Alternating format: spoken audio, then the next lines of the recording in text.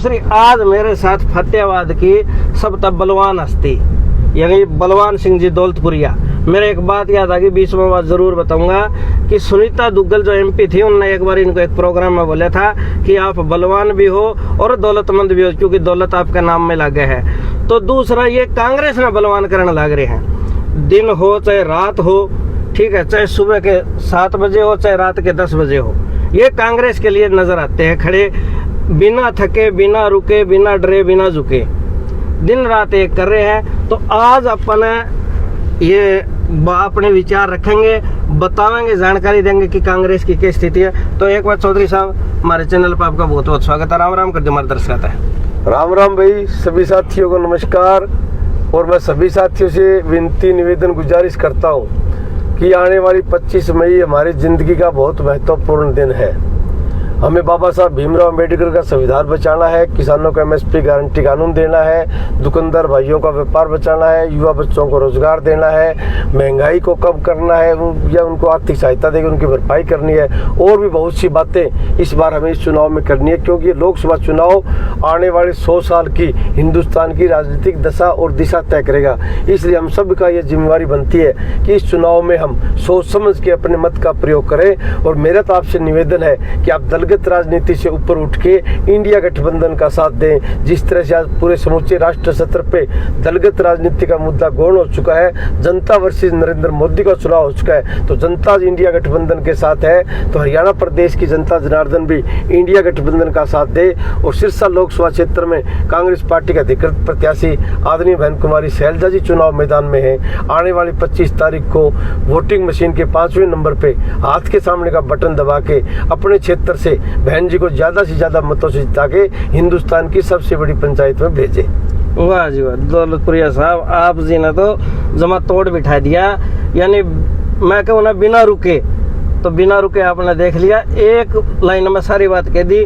अच्छा चौधरी साहब न्यू बता दो फिलहाल कि आपने राउंड कर लिया डबवाड़ी से नरवाना तक का सारा, और सबसे चर्चित अगर कोई चेहरा है तो वो बलवान सिंह जी दौलतपुरिया का है, और राजनीति के मंजे खिलाड़ी हो। तो ये बता दो सिचुएशन क्या है फिलहाल? हम पिछले 1-1.5 महीने से लगातार में एलनाबाद से लेकर नरवाना तक प्रत्येक विधानसभा क्षेत्र के प्रत्येक गांव में हाजिर लगा चुके हमें। और शर्मा जी, इतना जबरदस्त माहौल है। मैं मेरी 25 साल की राजनीतिक जिंदगी में लोकसभा चुनाव में पहली बार देखने लग रही हूँ कि जनता चुनाव लड़ने लग रही है। या जनता चुनाव क्यों लड़े कि 10 साल की जो कुनीति आई, जनता त्राई माम करे। आज जनता वर्षी नरेंद्र मोदी का चुनाव है आज, और आदरणीय बहन कुमारी शैलजा जी का चुनाव जनता लड़ रही है। और जब किसी प्रत्याशी का चुनाव जनता लड़ती है तो आप और हम अंदाजा नहीं लगा सकते वो कितने भारी मार्जिन से प्रत्याशी जीत सकता है। विपक्ष के लोग भी यह कर के सियाने जो राजनीति के जानकार है वो कह के कांग्रेस ने ये नहीं छोड़ना चाहिए कि जनता इलेक्शन लड़ रही है। कभी ये अति उत्साहित तो ना हो जाता हूँ, इस पर ज्यादा तो ना हो क्या? नहीं, कोई अति उत्साहित नहीं है। जनता की भावनाओं के अनुरूप सिरसा लोकसभा क्षेत्र से कांग्रेस पार्टी के शीर्ष नेतृत्व ने उम्मीदवार भेजा है।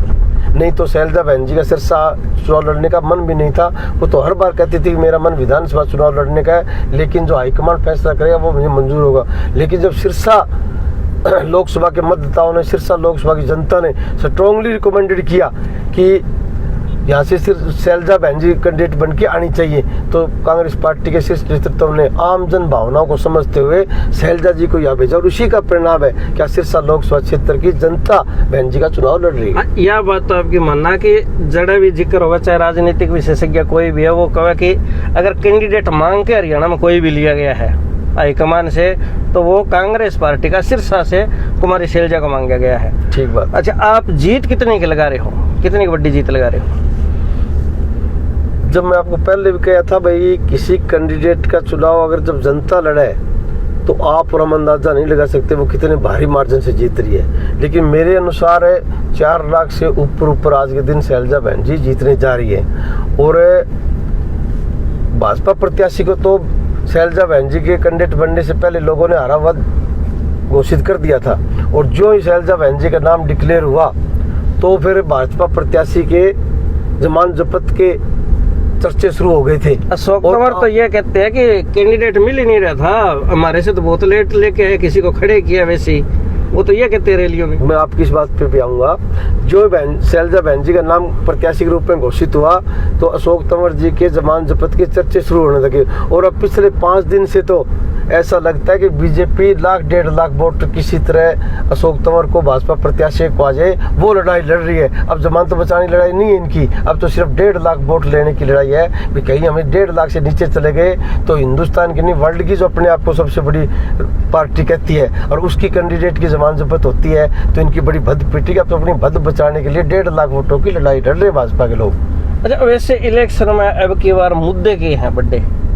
मुद्दों की तो इनकी कुनीतियों की वजह से मुद्दों की तो भरमार है। मेन मुद्दा है महंगाई, और महंगाई की सबसे बड़ी मार पड़ती है रसोई के ऊपर। माताओं बहनों को बड़ा परेशानी होती है। व्यापार इन्होंने चौपट कर दिया, किसानों को MSP नहीं दी, बेरोजगार साथियों को रोजगार नहीं मिला, कानून व्यवस्था तार तार हो चुकी है, रिटायर्ड कर्मचारी OPS के लिए मारे फिर रहे हैं, नई भर्तियां नहीं कर रहे। इन्होंने कोई भी वर्ग प्रताड़ित करने से नहीं छोड़ा, चाहे कोई कर्मचारी हो, चाहे कोई जनप्रतिनिधि हो। सरपंचों के ऊपर लाठीचार्ज किया, कर्मचारियों के ऊपर किया, नर्सिंग स्टाफ पे किया, और भी जो भी कर्मचारियों ने जहाँ भी आंदोलन की राह पकड़ी इन्होंने उसे अंग्रेजों की तानाशाही प्रवृत्ति के अनुसार कुचलने का काम किया। उसी का परिणाम है कि आज जनता भाजपा प्रत्याशियों को गाँव में अपने वार्ड में घुसने नहीं दे रही। फतेहाबाद ब्लॉक की अगर मैं बात करूँ विधानसभा का, तो सरपंच है वे कांग्रेस के साथ खड़े कम दिखाई दे रहे हैं। सरपंचों के साथ इन्होंने बड़ी नाइंसाफी की है। सरपंच एक जनप्रतिनिधि होता है, गांव का सम्मानित व्यक्ति होता है, लेकिन भाजपा के लोग अंग्रेजों के शासन पे चलते हैं। ये सोचते हैं भी ये सरपंच जी हमारा RS का एजेंडा है उसको लागू करने में दीर्घकालीन योजना में कहीं ना कहीं आड़े आएंगे। इसलिए सरपंचों ने जो आंदोलन किया उसको कुचलने के लिए पंचकुला के अंदर जो जेंट सरपंच थे उस पर चलो लाठीचार्ज हो जाए, महिला सरपंचों के ऊपर लाठीचार्ज किया था। आज सरपंच एसोसिएशन पूरे हरियाणा प्रदेश की इनके खिलाफ है, और होना भी चाहिए, क्योंकि ये लोग जिस तरह से चल रहे हैं, जिस तरह से हमारी संवैधानिक संस्थाओं को खत्म कर रहे हैं, जिस तरह से लोकतांत्रिक प्रणाली को खत्म कर रहे हैं, तो ये सबसे छोटी इकाई है सरपंच। इनका दायित्व बनता है कि लोकतंत्र को बचाने के लिए इन सांप्रदायिक ताकतों को, RSS के लोगों को इनका विरोध करना चाहिए। और जो फतेहाबाद के जो ब्लॉक समिति के 25-30 मेंबर हैं, उन्होंने बिना किसी के निवेदन किए हुए खुद हिसार जाके शैलजा बहन जी को जब समर्थन दिया, सहयोग दिया, आशीर्वाद दिया, तो उससे ये बात साबित होती है कि आज पूरे पंचायत के, चाहे वो मेंबर पंचायत है, चाहे सरपंच है, चाहे ब्लॉक समिति है, चाहे जिला परिषद है, पूरी पंचायत आज शैलजा बहन जी के साथ खड़ी है। अच्छा, जो फतेहाबाद में कांग्रेस के जो बड़े नेता हैं, चाहे आप तो हो ही हो, सिरमौर हो, पर इसके अलावा अगर प्रहलाद सिंह जी गिल्ला खेड़ा है और अरविंद सरबा जी है, जो सारे कांग्रेस आज एक मंच पर खड़ी दिखाई दे रही है, तो इसने एकजुट करने में, खड़ी करने में कितना का जोर आया और मुख्य भूमिका किसकी रही? फतेहाबाद की कांग्रेस शर्मा जी पहले भी एकजुट थी। ये तुम्हारे विरोधी पक्ष के लोग और गोदी मीडिया तरह तरह की भ्रांति फैला रहा था। हमें कोई जोर नहीं है, ना कोई हमारे फूट थी। जो शैलजा बहन जी का प्रोग्राम आया, शैलजा बहन जी प्रत्याशी घोषित हुई, हमने जो पहली मीटिंग बुलाई, सारे के सारे वहाँ पे उस पहली मीटिंग में ही शामिल थे। किसी को अपने चाय को मनाने की जरूरत ही नहीं पड़ी, हम सारे साथ चल रहे थे। हमें पहले पता था हम सारे इकट्ठे हैं। ये तो गोदी मीडिया भ्रम भ्रांति फैला रहा था। अच्छा, एक बात और कि आपसे ज़्यादा सोशल मीडिया में कोई भी कांग्रेसी नेता एक्टिव नहीं दिख रहा, यानी आपने दिन रात ये कर रखी है। रोजाना अगर औसत लगाऊं, अगर आपकी फेसबुक की अगर सर्चिंग मारे तो 500 आदमी नए जोड़ रहे हो, ठीक है, जो एक रुझान बन रहा है कांग्रेस की तरफ। तो इसमें आप किस तरीके देखने लग रहे हो? सभी साथी है ना, उनका सोशल मीडिया अकाउंट बहुत अच्छा चल रहा है। हम हर रोज शाम को हर साथी इस तरह डिस्कस करते हैं, और सभी साथी सोशल मीडिया पे काफ़ी एक्टिव हैं। चाहे प्रचार प्रसार का बात हो, चाहे कोई वोटर की अपील करनी हो, या चाहे किसी प्रोग्राम में जाने की अपील करनी हो, सभी साथी अपने सोशल मीडिया पर अपनी क्षमता अनुसार सभी अच्छी मेहनत कर रहे हैं। आप सुबह से लेके शाम तक करो हो और दिखो भी हो, तो यह एनर्जी कटाता है। ये एनर्जी हमें जनता ही देती है, क्योंकि राजनीति को हमें जन सेवक के रूप में लेते हैं, और जब जनता त्राहिमाम करे तो बड़ा दुख होता है, और हम सोचते हैं कि हमें कुछ करना चाहिए। तो जब जनता इतनी उत्साह के साथ, उमंग के साथ बहन जी के साथ चल रही है, तो हमें तो उससे एनर्जी आती है, फिर हम थकते भी नहीं, दिन रात काम करने की हमें ललक पैदा हो जाती है। और दूसरी बात यह करूँगा कि चंद्रमोहन बिश्नोई जी आपके साथ दिखे, गमा गमा दौरा करते बिश्नोई बेल्ट के जो एरिया है, बहन जी के साथ भी दिखे, और इधर से कुलदीप बिश्नोई जी भी है, चौधरी दूडाराम भी मौजूदा विधायक है, वो भी है। तो आप किस तरह मन हुआ तो नजदीकता तो देखिए लोगों का के रुझान रहा है? आपने 3 व्यक्तियों का पूछ लिया एक ही सवाल में, बहुत चतुर जर्नलिस्ट है आप। 3 सवाल एक सवाल में पूछ लिए, मैं तीनों पे थोड़ी थोड़ी टिप्पणी करके आपको बताना चाहूँगा। जहाँ तक दूडाराम जी की बात है, दूडाराम जी कभी भी चौधरी भजनलाल जी परिवार के हमदर्द नहीं रहे। जब भी चौधरी भजनलाल परिवार को दूडाराम की जरूरत पड़ी तो इसने उनकी पीठ पे छुरा घोंपने का काम किया था। लेकिन ये अपने लालच के लिए, अपने वोटों के लिए चौधरी भजनलाल के नाम को हमेशा बुलाने का प्रयास करता है, लेकिन बिश्नोई समाज इन सब बातों से वाकिफ है। दूसरी बात, आपने कभी कुलदीप बिश्नोई जी आए थे। कुलदीप बिश्नोई जी बड़े भले आदमी हैं, शरीफ आदमी हैं, मैं उनकी मनस्थिति समझ सकता हूँ। मैं आपको उदाहरण के रूप में बताना चाहूँगा उनकी स्थिति के बारे में। तो शर्मा जी, कुलदीप जी से एक भला आदमी था, उसके घर में सांप घुस गया, रसोई में सांप बढ़ गया, तो उसकी घरवाली बोली इस सांप को मार। वो बोले बेचारा जीव ऐसे चला जाएगा, क्यों मारे? बोलना या तो तू इस सांप ने मार, नहीं मैं तन्ने मारूंगी। तो बीजेपी ने कुलदीप की वो स्थिति कर रखी है, इसलिए कुलदीप जी को मजबूरी में यहाँ आना पड़ा। और बड़े बुजुर्ग कहते ना, या भाजपा मानस खानी पार्टी है, मानस खाने के साथ ये नेताओं को खाती है। जब कुलदीप जी थे कांग्रेस में तो वो प्रदेश सत्र के नेता थे, और जो इन्होंने भाजपा में एंट्री करी तो आज कुलदीप जी को हल्का सत्र का नेता बना दिया। उसकी राजनीति को भाजपा खा चुकी है। तीसरा आपने कहा भी चंद्रमोहन जी। चंद्रमोहन जी इस एरिया में पहले कभी नहीं आए थे। वो आए थे, चौधरी भजनलाल जी यहाँ पे आते थे, कुलदीप जी आते थे। उन्होंने कहा भी मैं 35 साल में पहली बार आपसे वोट मांगने आया हूँ जी, और मेरा यहाँ पे आना जाना आपसे दुख सुख मेरा निरंतर रहता है। और उन्होंने और भी बहुत सी बातें बताई थी बहन जी के बारे में, अपने बारे में। और मुझे लगता है इस बार बिश्नोई समाज चंद्रमोहन जी की बातों पे विश्वास करते हुए कि जो व्यक्ति अपने 35 साल की राजनीति में पहली बार वोट मांगने आए तो उसके ऊपर बिश्नोई समाज फूल चढ़ाने का काम करेगा। और उसके साथ साथ शर्मा जी, जो कैमरी की जनसभा में पूर्व मुख्यमंत्री खट्टर ने जो उस दिवंगत आत्मा के प्रति, जो बिश्नोई रतन के प्रति जो अपमानजनक शब्द कहे, उनकी जितनी निंदा की जाए कम है। उसका खंडन करने की सबसे बड़ी जिम्मेवारी मैं किसी की समझता हूँ तो दूडाराम की जिम्मेवारी थी, क्योंकि उसके 3 दिन के बाद में फतेहाबाद में जनसभा प्रस्तावित थी। अगर दूडाराम मीडिया में आके मुख्यमंत्री खट्टर को वार्निंग देता, चेतावनी देता कि मुकाम के बाद में हमारा हिसार में बिश्नोई मंदिर है, दूसरा देवस्थान, आप वहाँ पे जाइए, माफी मांगिए, अपने शब्द वापिस लीजिए, नहीं तो मैं फतेहाबाद की जनसभा में आपके साथ स्टेज शेयर नहीं करूंगा। ये बीजेपी वाले इतने कमजोर आदमी हैं, ये हाथों हाथ माफी मांगते, अपने शब्द वापस लेते। लेकिन ये दूडाराम तो बीजेपी वालों से भी कमजोर निकला। दूडाराम के तो मुंह में दही जम गई, ये एक शब्द भी नहीं बोल पाया। लेकिन बिश्नोई समाज के मुंह में दही नहीं जमी है, वो उस कैमरी जनसभा के अपमान का बदला आने वाली 25 तारीख को वोट की चोट से लेगा और मनोहर लाल खट्टर के मुंह पे ऐसी चप्पत मारेगा कि मनोहर लाल खट्टर फिर कभी भी किसी दिवंगत आत्मा के प्रति, किसी समाज के प्रतिष्ठित व्यक्ति के प्रति अपमानजनक भाषा का प्रयोग नहीं कर पाएगा। आपने कड़ा रुख अपनाया दूडाराम जी के प्रति, पर कुलदीप बिश्नोई के प्रति कड़ा सॉफ्ट कॉर्नर है, तो उम्मीद कर सका कि वो कांग्रेस में घर वापसी कर सके? नहीं, कोई आपने देखा? मैंने इन तीनों की वो एक एक करके तीनों पे टिप्पणी की थी, किस आदमी का किस तरह का नेचर रहा है। कुलदीप जी के साथ मैंने कई बार काम किया, मैं इनको जानता हूँ, भला आदमी है, शरीफ आदमी है। जो सच्चाई है, जो रियलिटी है, वो आम जनता को बतानी चाहिए, चाहे हमारा विरोधी हो, चाहे हमारा पक्ष का आदमी हो। अच्छा, वैसे मौजूदा विधायक है चौधरी दूडाराम जी और आप पूर्व विधायक रहे हो, ठीक है, तो आप दोनों के बीच में भी अपनी अपनी पार्टी ने जो जिताने का कंपटीशन है, उसमें किस तरह देखने लग रहे हो आप? सभी अपने अपने स्तर पे तो मेहनत करता है, मैं मेरी पार्टी को जिताऊं, मैं मेरी पार्टी को जिताऊं, ये तो सभी का धर्म बनता है। जो जिस पार्टी में वो उसके लिए मेहनत करेगा। लेकिन किस व्यक्ति की बात पे जनता ज़्यादा विश्वास करती है? जनता विश्वास करती है, जनता की उम्मीदों के ऊपर जो जनप्रतिनिधि ज़्यादा खरा उतरे, जनता उस पर विश्वास करती है। फतेहाबाद विधानसभा की जनता ने मेरा भी 5 साल का टेन्योर देखा है, दूडाराम का भी पिछला भी देखा और अब का भी देखा। दूडाराम जी ने कहीं भी विकास के नाम पे एक ईंट लगाने काम नहीं किया, किसी बच्चे को कोई सरकारी नौकरी दिलाने काम नहीं किया, कहीं भी किसी तरह की आम जन मानस को जो सुविधाएं सरकार से मिलनी चाहिए, इसने कहीं भी तत्परता नहीं दिखाई।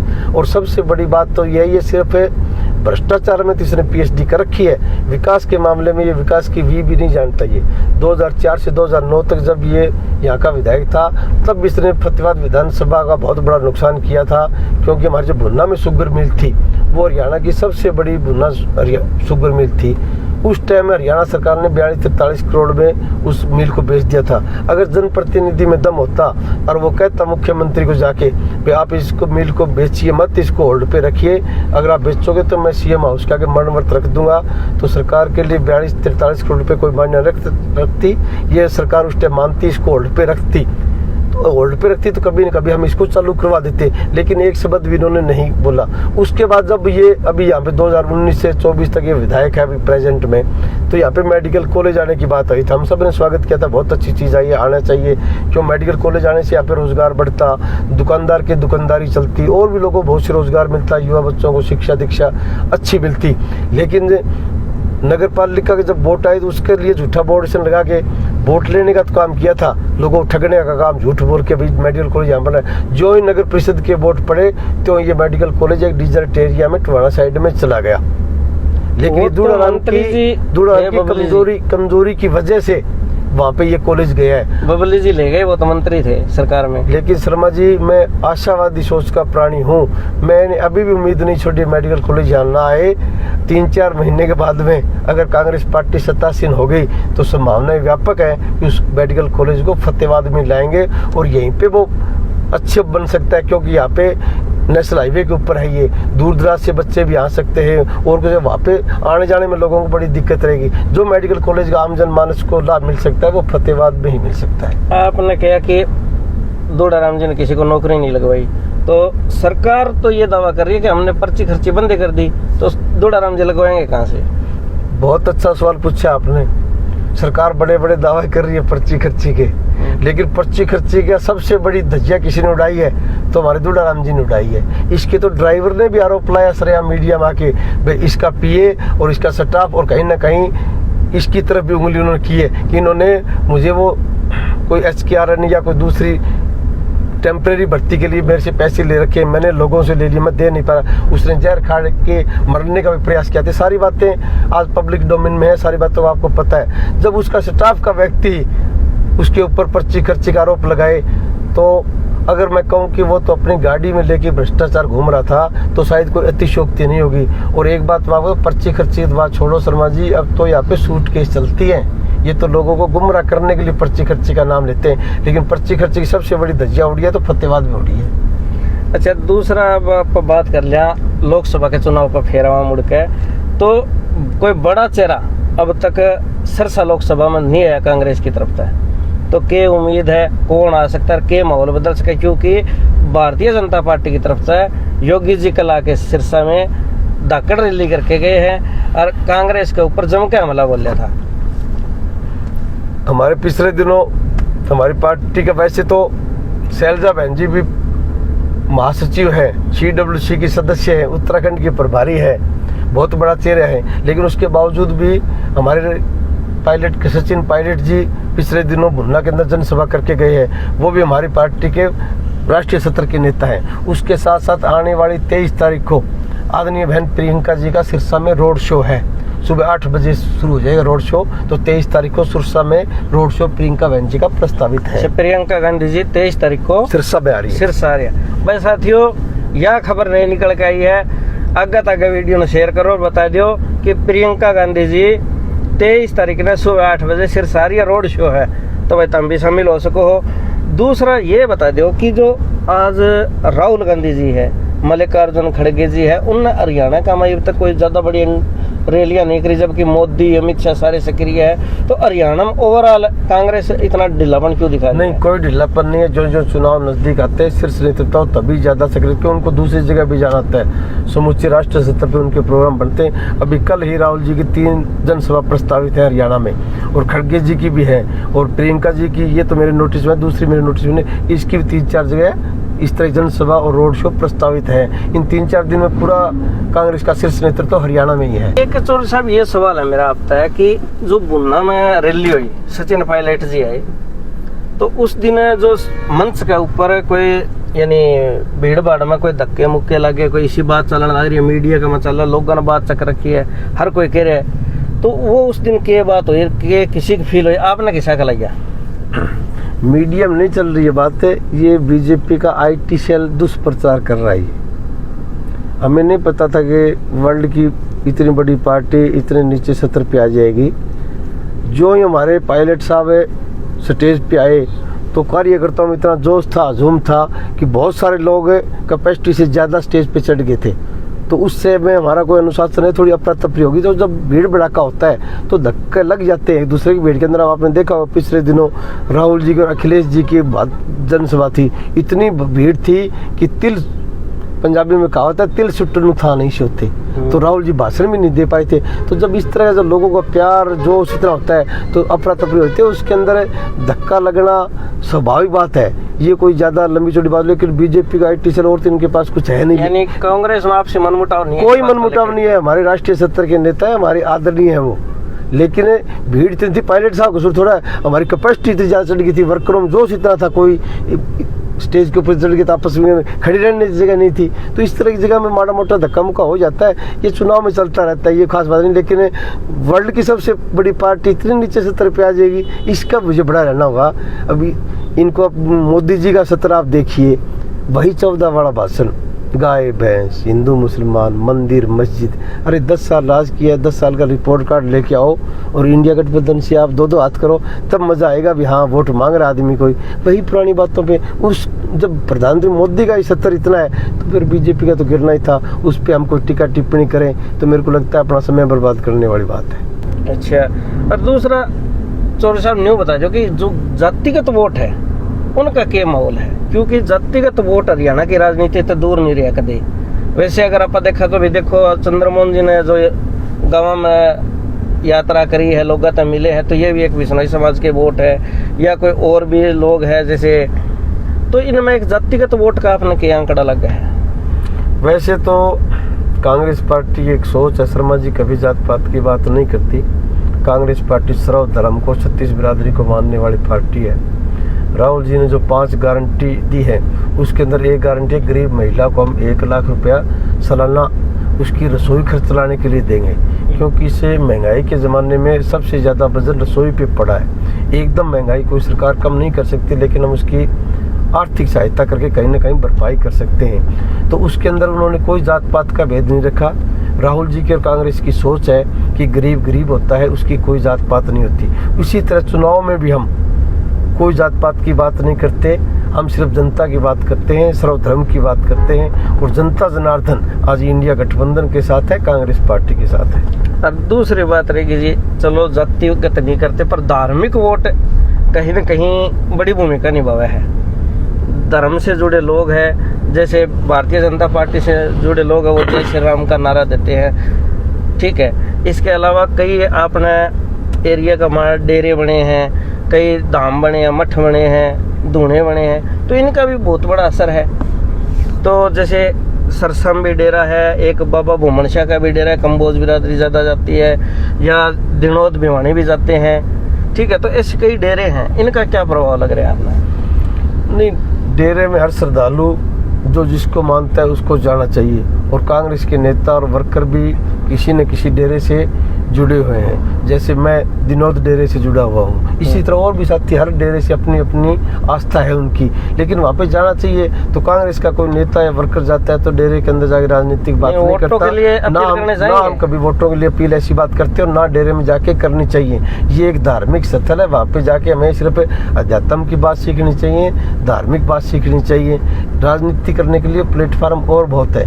ये कहते तो अपने आप को सबसे बड़ी पार्टी वर्ल्ड की, लेकिन इनका सत्र बड़ा निमन है। इनको भी इस तरह जगह जाके इतना सत्र नहीं गिराना चाहिए। राजनीति करो तो और प्लेटफार्म और बहुत है, वहाँ करनी चाहिए राजनीति, डेरे में राजनीति नहीं होनी चाहिए। ठीक है। अच्छा, एक बात और बताइए जी लास्ट में, पता है की बात कि जो फतेहाबाद में आगे विधानसभा के इलेक्शन होने हैं, उनमें कांग्रेस का क्या लग है, दूसरा ओवरऑल कांग्रेस का क्या माहौल लग रहा है अपने देश में? तो अभी तक आपने विधानसभा का आपसे पूछूं, अभी तक आपने पता की बात पूछी क्यों? कोई 3 देर होगी, पता की बात ही पूछनी चाहिए थी। विधानसभा चुनाव 4 जून को जब इंडिया गठबंधन की सरकार बन जाएगी तो मुझे लगता है कि 1 महीने के अंदर अंदर हरियाणा सरकार धाराशाही हो जाएगी और नए सिरे से हरियाणा विधानसभा चुनाव होंगे। और जो आज माहौल बन रहा है हरियाणा प्रदेश में कांग्रेस के प्रति, यही माहौल बरकरार रहेगा और कांग्रेस पार्टी 2/3 बहुमत से हरियाणा प्रदेश में सरकार बनाएगी। यानी सैनी सरकार 1 महीने में धाराशाही। दूसरा लगते हथियार और बता जो कि सरकार फिर बनेगी या राष्ट्रपति शासन लगेगा? सरकार बनते नए विधानसभा चुनाव की घोषणा हो जाएगी। जैसा माहौल लग रहा है, मुझे ऐसा लगता है राष्ट्रपति चुनाव नहीं लगेगा, ये विधानसभा घोषणा हो जाएगी, क्योंकि सारा 2 या 3 महीने का टाइम तो वैसे ही रहता है। और जो ही विधानसभा के चुनाव घोषित होंगे और जनता जनार्दन का आशीर्वाद आज कांग्रेस के साथ है, तो भारी बहुमत से कांग्रेस पार्टी सत्तासीन होगी।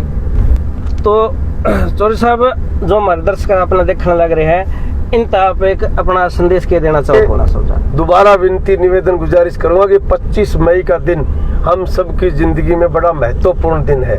जिस तरह से 1857 की क्रांति असफल हो गई थी, क्योंकि आज 2-2, 4-4 हर जगह नरेंद्र मोदी भगत है ना, उस टाइम वहाँ पे अंग्रेजों के पिट्ठू होते थे। उन लोगों ने 1857 की क्रांति को फैल करने में अपना योगदान दिया था और उसके बाद हमारे नौजवानों को संघर्ष करने के 90 साल लगे थे देश आजाद कराने में। इस बार साथियों आपने कोई गलती कर दी, दोबारा वोट का अधिकार पाने के लिए शायद आपको 100 साल लग जाएंगे।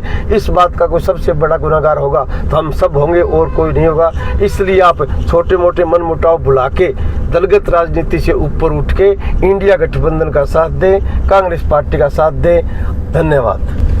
तो साथियों, ये थे बलवान सिंह जी दौलतपुरी अपने साथ।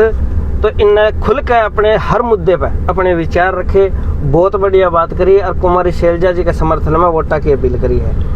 तो भाई इस वीडियो में आगे तक शेयर करो और कमेंट करके जरूर बताओ कि तब इनके द्वारा कई बात किसी के लगी और हमारे सवाल किसी के लगे। और अगर जो कोई और सवाल भी तारा है और जो पूछना चाहो तो आप कमेंट के जरिए पूछ सको हो। बहुत बहुत शुक्रिया, नमस्कार। और वीडियो ने शेयर कर दियो और देख दे रहो लोकल हरियाणा समाचार।